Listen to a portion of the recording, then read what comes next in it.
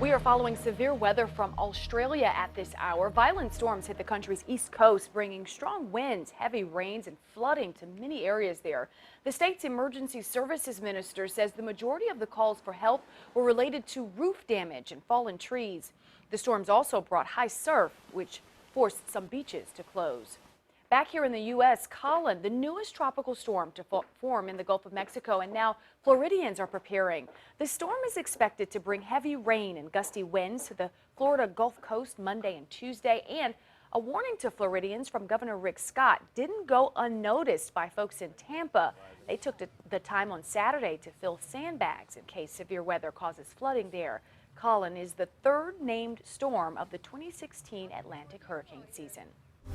Now, your Super Doppler 10 forecast with meteorologist Ashley Baylor.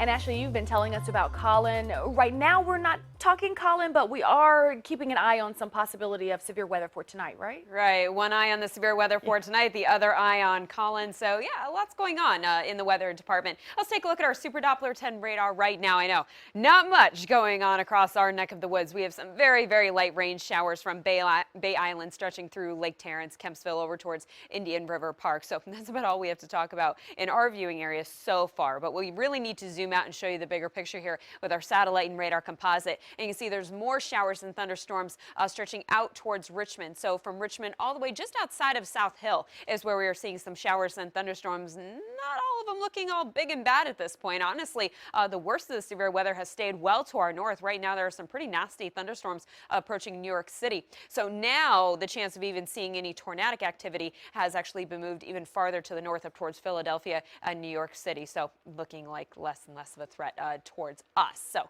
as you can see, this line actually extends all the way from New England down towards South Carolina and is continuing to move closer to Hampton Roads. And so that severe thunderstorm watch is set to remain in effect until 11 o'clock tonight, although if we don't see anything, that watch may be dropped a little bit sooner. We still are under an enhanced risk for the possibility of some severe thunderstorms if, and this is becoming a pretty big if, we see any severe thunderstorms develop. The primary threats will be strong, potentially damaging winds, hail. I still have a brief tornado listed, but again, that is likely way farther to the north. It is still quite hot outside. We're 92 degrees at Virginia Beach. It's 80 at Wallops Island, 85 in Newport News, 90 degrees down in Edenton. In addition to a hot day, oh yeah, it was rather humid outside. Right now, dew points are in the low to even mid 70s, indicating that very oppressive air mass. Those numbers are going to come down a little bit as we go into Monday, but it's still going to be a little bit on the uncomfortable side. Winds are at the southwest, sustained between 5 up to 16 miles per hour. So let's check out our future track forecast, and it still is that line coming through Hampton Roads. I would say from 7 all the way through 9 on into 10, maybe even as late as 11 o'clock. But once we get past midnight, things will quiet down. We'll still be tracking a little bit of cloud cover as we head towards 7 o'clock tomorrow morning.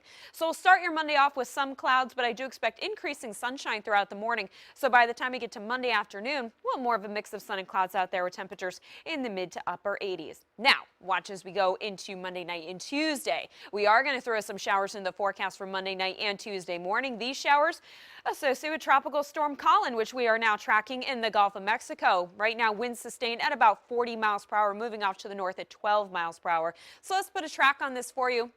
And you can see Colin will remain in the Gulf of Mexico overnight. But as we get closer to late Monday on into Tuesday morning, you see Tropical Storm Colin expected to make landfall somewhere across the Big Bend of Florida, across the Sun Coast. So anywhere, I would say, from Panama City all the way to Tampa is where Tropical Storm Colin could make landfall. And then look what happens from there. Colin will basically hug the South Carolina and North Carolina coastline right through Tuesday afternoon. So that's what's bringing our showers for Tuesday morning, and things may still change between now and then. So we'll continue to keep an eye on Colin for you as we head into Tuesday. Right now, I'm remaining optimistic that we will see some increasing sunshine by Tuesday afternoon, but if Colin decides to hang around a little bit longer, that could certainly change. But by Wednesday, Thursday, and Friday of next week, we will be back into the sunshine. High pressure will finally take control. So not only with that, we'll drop the shower chances, we'll actually drop temperatures as well. Temperatures will be in the upper 70s to low 80s through Friday, and we'll have lower levels of humidity. So let's hope we can get through Wednesday without too many storms to talk about. In the meantime, you can find us at WAVY.com.